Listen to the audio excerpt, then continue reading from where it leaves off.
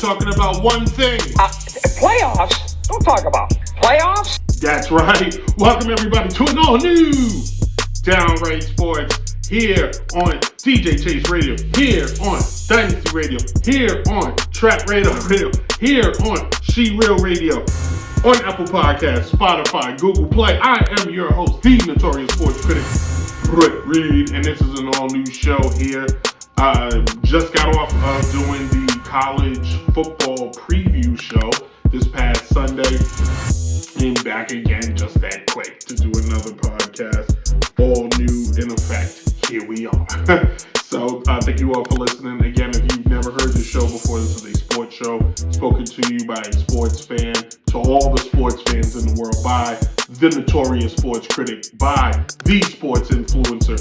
So buckle up for a new show because it is showtime. All right, so teams in the AFC were the Chiefs, the usual suspects, if you will. The Chiefs, the Bills, the Bengals returning back after fresh off of going to the Super Bowl.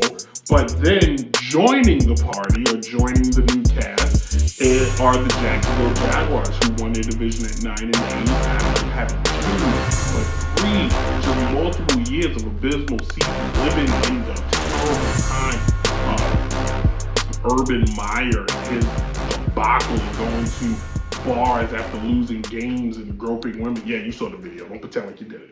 But Jacksonville turned it all around and they made it to the playoffs. The Chargers are back in the playoffs. The Ravens back again in the playoffs, limping into the playoffs. And the Dolphins, after a controversial offseason, find themselves in the playoffs. In the NFC, the Eagles soar as one of the tied for the best record in the NFL, top team with the Chiefs, followed by the 49ers, who are on their third string quarterback. Lost the quarterback of the future, then lost the quarterback they tried to replace, and now have their third string quarterback. The Minnesota Vikings are probably everybody's not betting on them, but Minnesota did what they did. They won 13 games, they lost 4, and they had a pretty solid year. The Tampa Bay Buccaneers, the first time ever in Tom Brady's career, he has a below 500 record. He finished 8-9. They're in the playoffs because their division was trash, and now he's back in it, back again. The Cowboys, once again, are in the playoffs, but show so many concerns. The New York Giants return to the playoffs after having years and years of just no type of, just a rudderless ship, a team with no hope and no future. You know, I said it, everybody said it, Daniel Jones needs to go.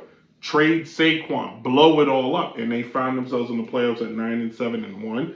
And then the Seattle Seahawks, which we're going to work backwards here. Well, it seems that it may have changed, where Russell was traded, and basically last year was begging, I gotta go, I need to do my own thing. And then now Russell then ends up changing teams, finding himself getting traded to Denver, and then Denver gives up the house to get this guy, gives up the world. I wish I could play Luther Vandross, Give You My World. That's an actual song, guys.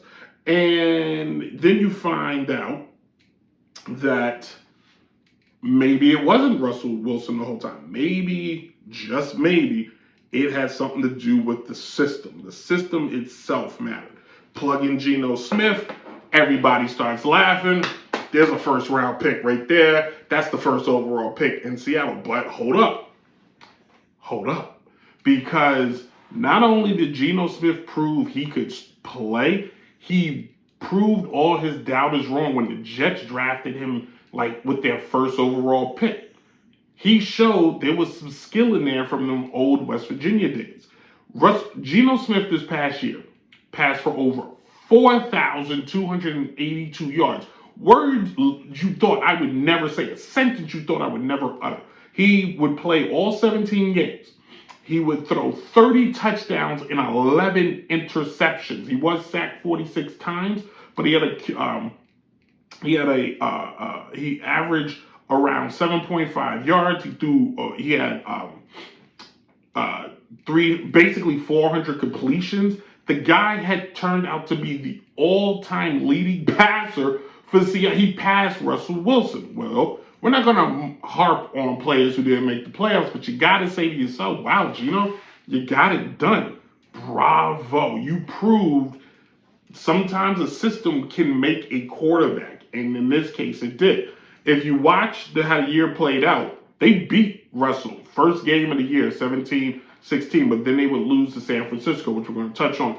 And they would have a 1, 2, 3, 4, 5 game win streak. Did help that some of the teams that they played were weak, like Arizona. They did lose to New Orleans. They played Detroit when Detroit was bad. They lost to the Raiders. They lost to Tampa. They would lose to Carolina, but Carolina made some noise. They would lose to the Chiefs. Everybody should lose to the Chiefs, but they would finish out the year beating the Jets and the Rams. A Rams team we can all argue is not as good as they were last year. Going into the playoffs, their matchups, we should just discuss the matchups. Well, the playoffs for the first round are all rematches.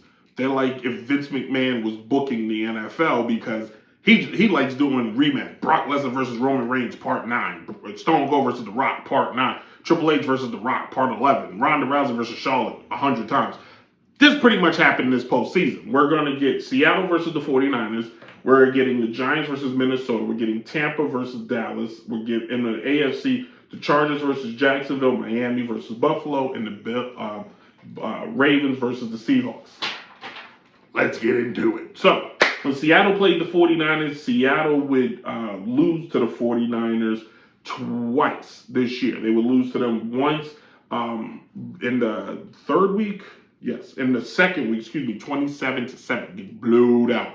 That was the Jimmy Garoppolo-led 49ers. When they played again in week 17, they would lose 21-13. That team was now, was Jimmy on that team? I didn't take that stat, but the internet is here. Nope, Brock Purdy was the quarterback in that game. Now, neither game were gangbusters. They weren't throwing the ball over the place, but that 49ers defense is strong, man. That's a tough defense for Seattle. A team that, if you would say, is basically playing with house money. The Seattle Seahawks, the expectations of them going as far as they've made it is slim to none, especially since they're playing the number one ranked defense with yards allowed. San Francisco doesn't allow many total yards, 300 to be exact.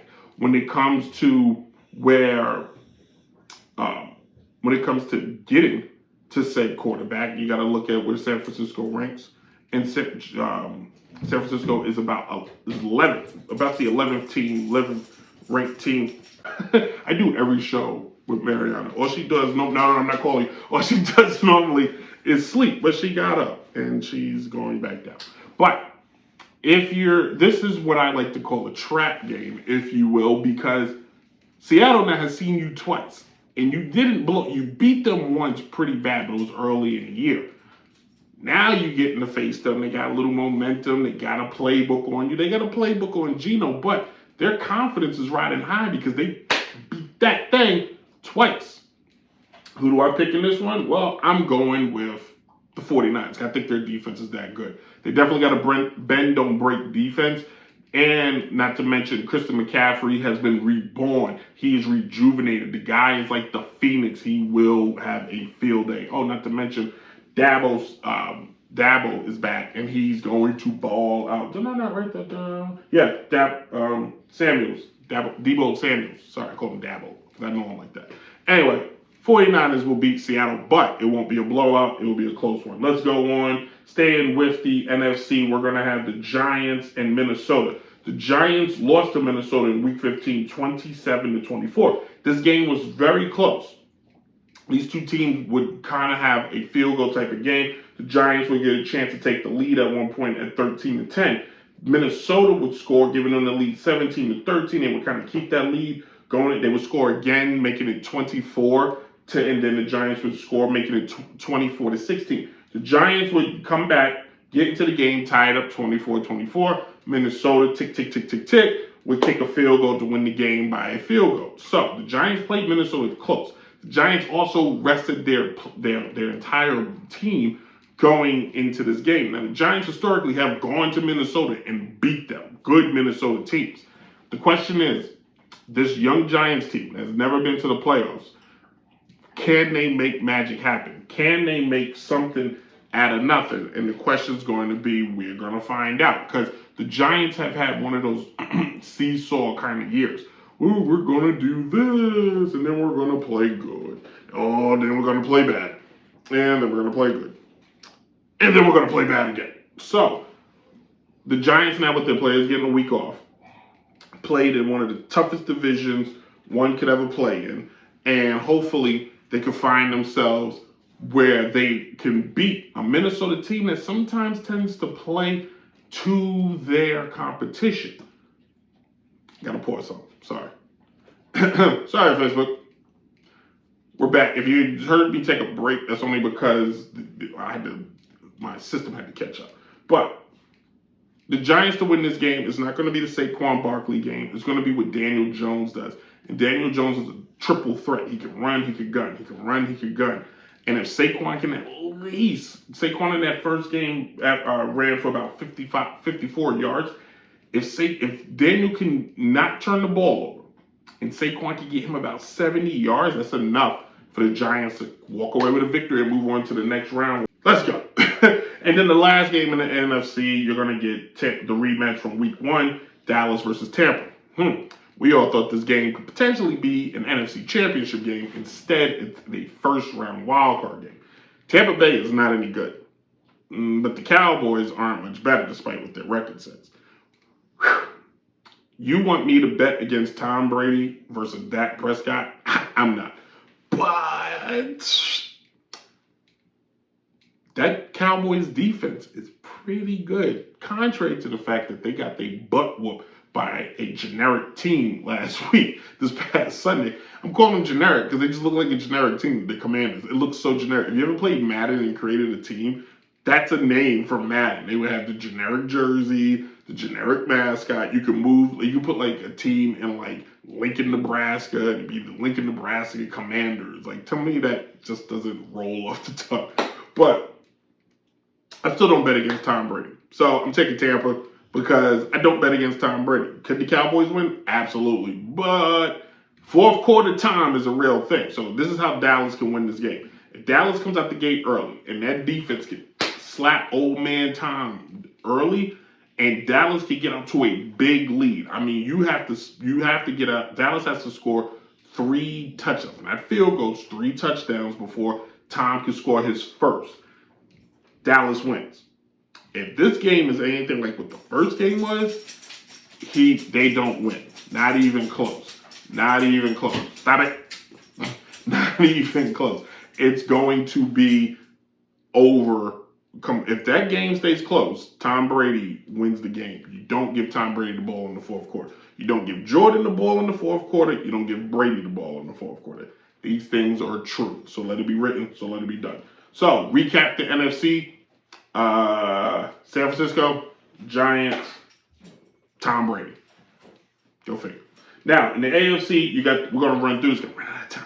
In the AFC, you got the rematch from week 7. No, it was a little earlier than that. I think it was like week 4. Jacksonville versus the Chargers. Jacksonville actually beat the Chargers pretty handily, 38-10. This Jacksonville team is better than what some look. Trevor Lawrence looks like the quarterback he was supposed to be. We're going to get it in. The Chargers historically, technically always crap the bed. But I think this Charger team is better. I don't think Jacksonville is there yet. Although Jacksonville's head coach has gotten a team to the playoff, to the Super Bowl before. Who would I pick? Going to pick the Chargers. Because I think this is one of those years where finally the Chargers can make some noise and maybe find themselves in the AFC Championship game. Bills versus Miami. Bills.